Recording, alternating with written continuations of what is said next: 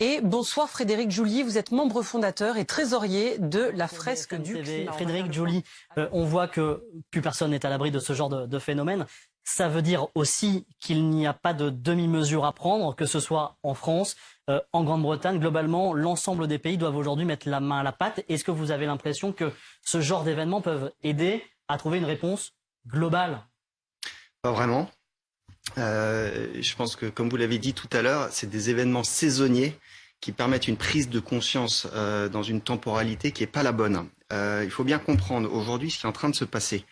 Nos activités humaines émettent des gaz à effet de serre. Ces gaz à effet de serre, par leur concentration, augmentent la température moyenne et ceci provoque une augmentation en fréquence, en intensité, en amplitude des événements extrêmes. On en voit quelques-uns aujourd'hui. Pourquoi nos activités humaines augmentent les gaz à effet de serre? Essentiellement parce qu'on a un modèle économique qui est basé sur l'augmentation de flux de matière. Et que nous sommes quelques milliards sur cette planète à passer notre vie à essayer, autant qu'on peut, d'augmenter les flux de matière. Donc ça, ce sera une réalité. On augmentera le phénomène du changement climatique.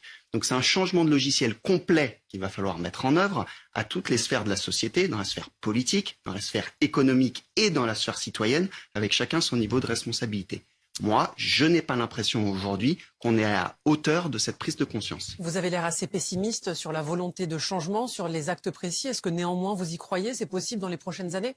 Alors, je suis pas optimiste ou pessimiste, j'ai passé ça. Aujourd'hui, moi, je fais partie des gens... Vous avez l'air de dire que finalement, on le savait, mais que rien n'a été fait et que ça a l'air de continuer dans ce sens. Je vous le confirme. Moi, je fais partie des gens qui ont changé de vie. Moi, j'ai eu une vie pendant 17 ans, je travaillais dans un grand cabinet de conseil. J'ai changé de vie il y a 4 ans. Pourquoi j'ai changé de vie? Parce qu'un jour, j'ai commencé à lire des choses qui s'appellent les rapports du GIEC. J'étais sidéré par ce que j'y ai lu. J'ai changé de vie, j'ai changé de métier et j'ai commencé à m'engager dans le monde associatif. Donc aujourd'hui, ça n'arrive pas. Maintenant, est-ce que on peut éviter le pire? Ah oui, complètement. D'un point de vue géophysique, on peut encore l'éviter. On peut complètement l'éviter. Il n'y a rien qui nous empêche de dépasser ou de rester sous les limites fatidiques de 1,5, 2 degrés. La question c'est, est-ce que humainement, socialement, on est prêt à le faire? C'est une autre question.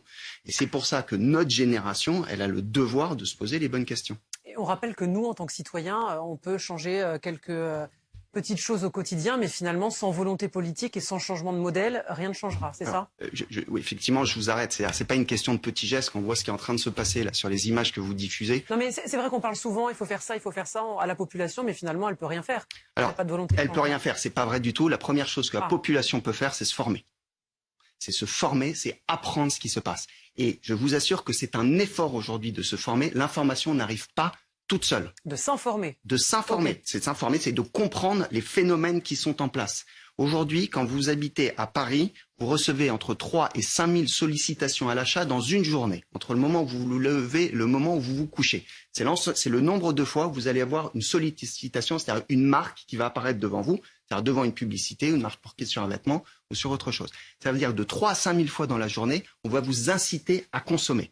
C'est compliqué de déconstruire ce logiciel et de se dire qu'on va mettre un mot qui s'appelle la sobriété.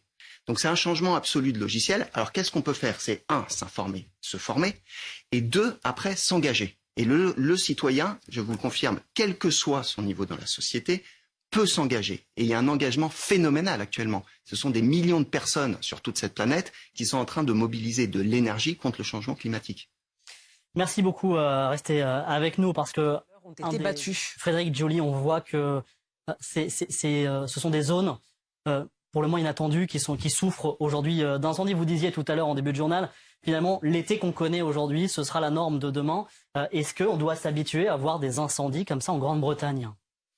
La réponse est oui. Le changement climatique va toucher tout le monde. Alors pas de la même manière en fonction des endroits. D'une manière générale, il y a une loi absolue, c'est que ce sont les plus vulnérables qui seront les plus exposés. Ce sera aussi les endroits où on est le moins adapté. Et l'exemple que vous prenez ici en Angleterre peut être un bon exemple, puisque ce sont des endroits où on n'a pas l'habitude de faire face à ces feux. Mais c'est vrai aussi en France, où aujourd'hui on a des zones géographiques qui sont préparées au feu. Et il faut bien se rendre compte que si l'évolution du climat continue sa courbe, d'ici 20 à 30 ans, ça peut être la moitié de la France qui sera exposée à des incendies de l'ordre de ce qu'on est en train de vivre aujourd'hui. Quand vous dites les plus vulnérables seront touchés, les plus vulnérables en termes de quoi? Alors c'est toujours pareil, dans les pays qui vont être les pays développés, ce seront les endroits où on va avoir le moins d'aménagement possible. Dans les pays développés... Donc les villes les plus pauvres, c'est ça que Donc vous dites ? les pays les plus pauvres, et dans les pays développés, ça va être les villes les plus pauvres, effectivement les villes les plus pauvres, et les populations les plus vulnérables, ce sont toujours C'est-à-dire les plus qu'ils pauvres. n'auront pas eu le temps d'adapter les aménagements d'urbanisme, etc., c'est ça ? Alors, ils n'auront pas eu le temps. Je sais pas, ça fait à peu près 30 ans qu'on est certain qu'il y a un changement climatique et que les événements qu'on est en train de voir arriver sont annoncés. Le temps, on l'a eu. C'est juste qu'on n'a pas fait en sorte de faire les aménagements nécessaires. Maintenant, on a encore du temps pour éviter le pire dans les années à venir. La question, c'est est-ce qu'on va le prendre ? Pour éviter quoi? Pour l'objectif des actions qu'il faut mettre en œuvre aujourd'hui, c'est de garantir ces 40 degrés dans le nord, par exemple, et éviter d'en avoir 45 ou 50, ou c'est avec l'infime espoir de retrouver des 25-30 degrés, retrouver les normales de saison, comme on dit? Ça n'arrivera pas. Il faut bien oublier les climats passés. Le climat qu'ont connu mes parents, mes grands-parents et nos arrière-grands-parents, on ne connaîtra jamais, ni à l'échelle de ma vie, ni à celle de mes enfants, ni à celle de plusieurs dizaines de générations. Donc ça, il faut oublier. Maintenant, la question, c'est bien celle que vous posez.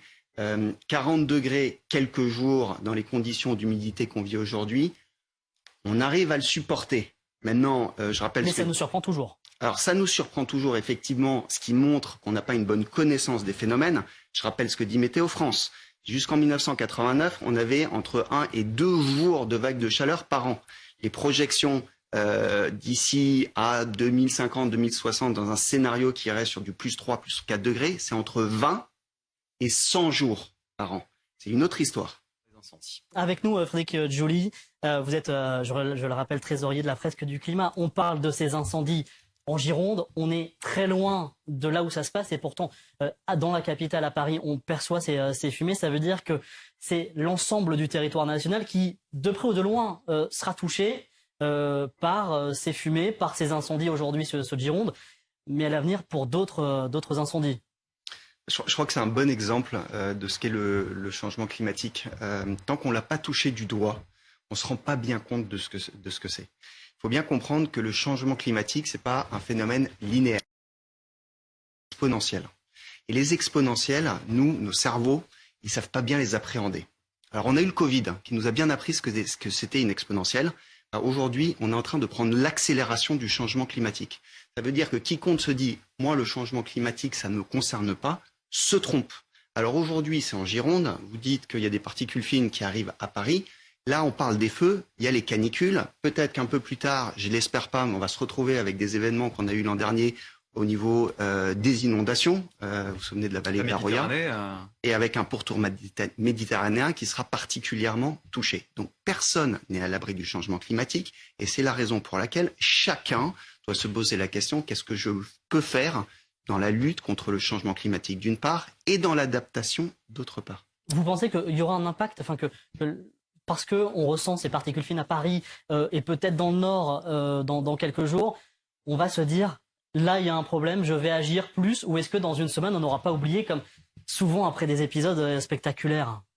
Alors je vous retourne la question parce qu'il me semble que vous êtes journaliste et que c'est votre métier, et je vous remercie de m'inviter aujourd'hui pour faire le lien entre ce qu'on vit aussi et le changement climatique. La question c'est, une fois que les événements sont passés, l'actualité reprenant le dessus, est-ce que je serai encore invité pour parler changement climatique? C'est un sujet de fond. Si on veut travailler et s'adapter et atténuer le changement climatique, il faut ne penser qu'à ça et ne faire que ça à toutes les sphères de la société. À commencer par des plateaux comme celui-ci où on doit en parler tous les jours. Paris, on entendait ces Parisiens, cette Parisienne interviewée qui disait que finalement ça allait, mais qu'il n'y avait pas assez de clim. On rappelle en un mot que la clim, c'est pas du tout écologique, n'est-ce pas? Non, on le rappelle, c'est important de le rappeler quand même, parce qu'il y a des augmentations d'installations de climatisation en ce moment. Donc, vous avez raison, la climatisation, ça fait partie des appareils qui vont consommer plus d'énergie, et toute cette affaire est une question d'énergie. Donc, à chaque fois qu'on va aller vers le plus de consommation d'énergie, on va dans la mauvaise direction. Maintenant, il va avoir une vraie question d'adaptation. Alors, qu'est-ce qu'on peut faire dans l'adaptation si on ne veut pas acheter des climatiseurs? La première chose qu'on doit faire, c'est végétaliser. Arrêter cette espèce de tout minéral dans les villes et commencer à mettre le plus de végétaux possible.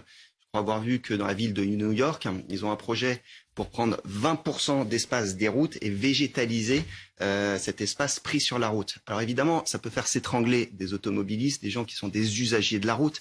Mais il faut bien comprendre que là, on est dans une bataille dont il est question pour notre vie à nous, un peu plus vieux, ou la vie de nos enfants. C'est de ça dont il est question. Et il va falloir changer nos habitudes, ou bien parce qu'on le souhaite et on le planifie, ou bien parce qu'on va le subir comme on est exactement en train de le faire en ce mois de juillet. Avec nous en plateau, Frédéric Joly, je rappelle que vous êtes membre fondateur de la Fresque du Climat. Quand on voit ces 40 degrés atteints dans la capitale britannique, qu'est-ce que ça vous inspire ? C'est vraiment un phénomène intéressant. Je réagis juste à ce reportage. Là, j'entendais qu'à King's Cross, les rails se déforment. C'est pas la première fois qu'on entend des choses comme ça. En Californie, on a entendu l'année dernière des câbles du tramway qui commençaient à fondre. On entendait en Australie des ponts qui étaient coupés à la circulation parce qu'ils n'avaient pas été prévus, conçus pour supporter les températures qui étaient en train d'arriver. Ce qu'il faut bien comprendre, c'est que depuis ce qu'on appelle l'Holocène, c'est-à-dire les 10 000 dernières années qui constituent l'histoire humaine, les 10 000 dernières années, on vit dans un climat stable. D'accord ? C'est ça qui a fait qu'on s'est développé comme ça, que l'être humain a pu se développer, se sédentariser, développer l'agriculture. Nous sommes la première génération qui sommes en train d'apprendre à vivre dans un climat pas stable. Et ça veut dire quoi ? À subir les actions des décennies précédentes. Quelque part, c'est-à-dire qu'on a conçu des infrastructures, on a conçu des modes de vie sur la base d'une hypothèse un peu tacite qui était on vit dans un climat stable. Ce n'est plus vrai. Aujourd'hui, à l'heure dont on parle, ce n'est plus vrai. Il va donc falloir apprendre à se réadapter et plus on va prendre de temps, plus ça va être difficile. On parlait tout à l'heure des choses qu'il faut changer, il faut s'adapter en termes d'urbanisme, notamment avec les îlots de fraîcheur. Il faut planter aussi différemment en termes d'agriculture. Qu'est-ce qu'il faut changer ? Alors, l'agriculture, ça va être évidemment un des premiers aspects de l'activité humaine qui va être impacté. Vous imaginez bien que nous tous qui sommes en train de subir la chaleur, ce n'est qu'une partie du problème, que tout le monde animal et végétal souffre aussi du problème. On vit une sécheresse importante en France en plus de la canicule. Ça va avoir des impacts effectivement sur les cultures et ce qu'on dit là, c'est vrai un peu partout sur la planète. Donc il va falloir apprendre à faire d'autres agricultures. Et ce que je vous disais tout à l'heure sur le climat stable, c'est vrai aussi pour l'agriculture. Ça veut dire que les sociétés humaines se sont développées sur l'hypothèse d'un climat stable qui permettait à certaines cultures de se développer dans certains endroits, ce qui ne sera plus vrai dans les années à venir. Donc, il va falloir revoir en profondeur notre manière de faire de l'agriculture et les cultures qu'on pratique. C'est une partie d'adaptation. Cette adaptation doit se faire rapidement ?